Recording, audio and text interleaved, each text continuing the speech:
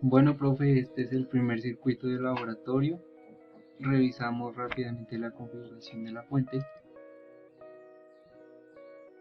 Aquí podemos observar que son 170 del voltaje máximo. Eso lo saqué realizando el siguiente cálculo. El voltaje máximo es igual a la raíz de 2 multiplicado por el voltaje RMS, que son 120. Entonces 120 por raíz de 2 nos da 169.7 y eso aproximándolo nos da 170 voltios y a 60 Hz, que es la frecuencia que usted estableció en la guía del laboratorio. Lo que sigue es revisar la configuración del transformador. Este número lo calculé de la siguiente manera utilizando esta fórmula que establece que la inductancia del primero es igual al voltaje de entrada sobre el voltaje de salida elevado al cuadrado multiplicado por la inductancia del segundo, teniendo en cuenta que la inductancia del segundo la tomé como un Henry. Entonces lo que seguiría sería reemplazar el voltaje de entrada son 170 del voltaje que deseamos obtener, que en este caso son 18 voltios, lo elevamos al cuadrado y lo multiplicamos por 1, eso nos da este número. Y lo que sigue es conectar el transformador con el puente de diodos y seguido a eso conectarlo a la resistencia de un K. Le damos play.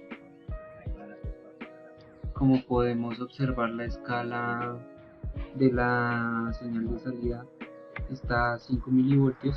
Entonces contamos desde el origen: 5, 10, 15, 20 y aproximadamente nos da 25 milivoltios.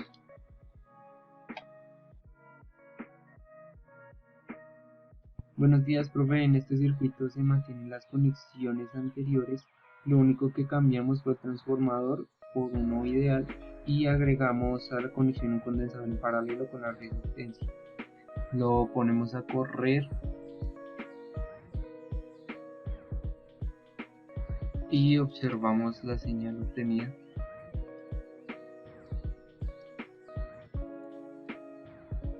Ahí se puede observar cómo se carga y se descarga el condensador.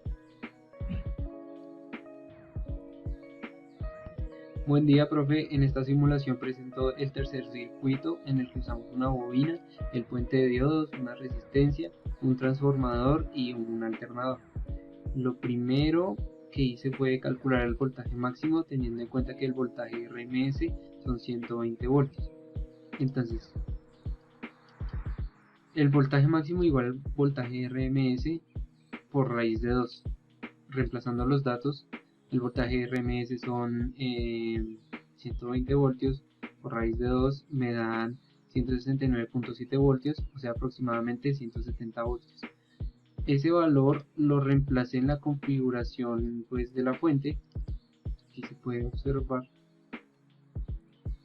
170 voltios a 60 Hz como usted lo pidió, y lo siguiente que hice fue calcular los valores de inductancia de la bobina. Lo hice de la siguiente manera, con esta fórmula que está acá.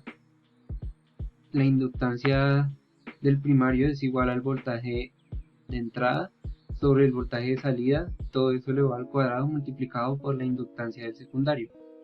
Como nuestro voltaje de entrada son 170 voltios, lo reemplazamos dividido en 18 voltios, que es la salida que queremos obtener.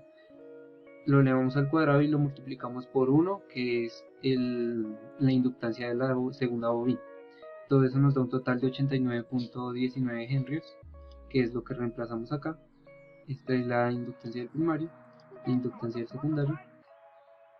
Y ya lo que sigue es hacer las conexiones correspondientes al puente de diodos en serie con la resistencia y la bobina. Lo ponemos en ejecución y observamos que el rectificador de onda pues funciona correctamente.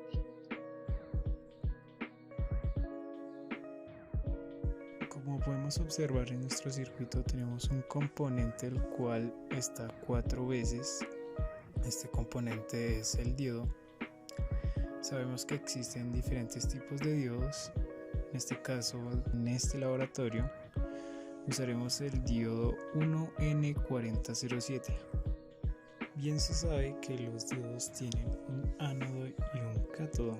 Entonces, como ya sabemos, un diodo es un dispositivo semiconductor que actúa esencialmente como un interruptor unidireccional para la corriente. Permite que la corriente fluya en una dirección, pero no permite a la corriente fluir en la dirección opuesta. Para conocer más sobre estos componentes podemos dirigirnos al datasheet del fabricante y allí encontraremos más información y podremos encontrar información extra como unas gráficas del componente. Del diodo tenemos otros componentes como el condensador y la bobina. Como sabemos, el condensador es un componente capaz de almacenar una carga eléctrica mediante un proceso de carga del condensador. Este componente está formado por dos láminas conductoras paralelas entre sí, separadas por un material aislante o dieléctrico a una distancia entre ambas placas. Y una bobina, o también conocido como inductor, consiste en un conductor enrollado en torno a un núcleo común.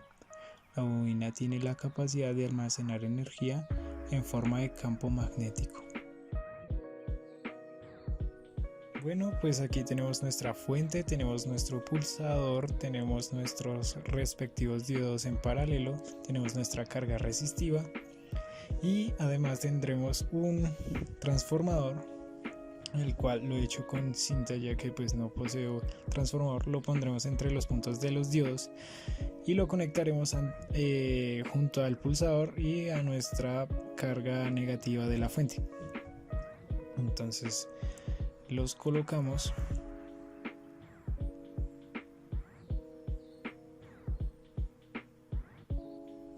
y ya tendremos nuestro primer circuito.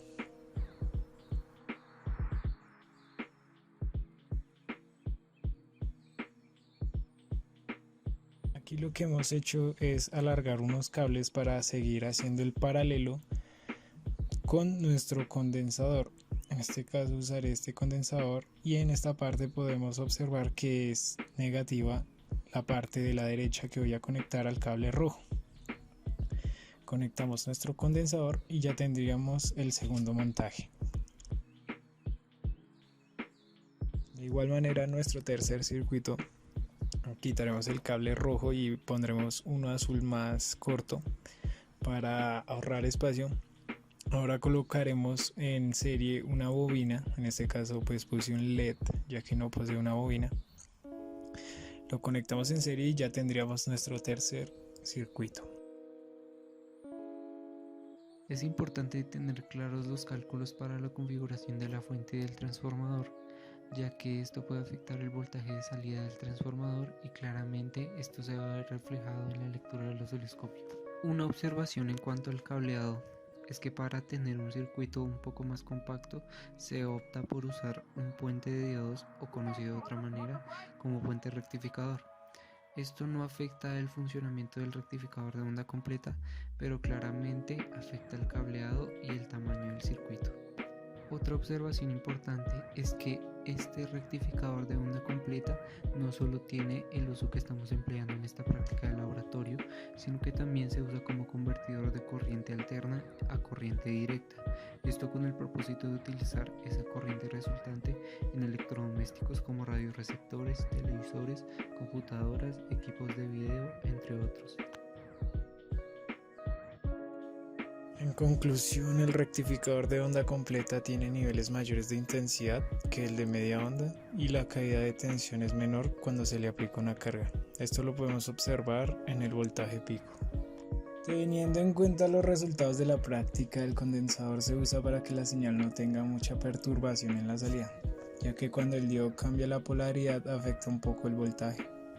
Según las simulaciones realizadas anteriormente y recopilando las investigaciones y evidencias de las simulaciones, una diferencia importante que tiene el rectificador de media onda con respecto al rectificador de onda completa es que el rectificador de media onda anula la parte negativa de la señal y el de onda completa invierte ese ciclo negativo para tener mayor utilidad.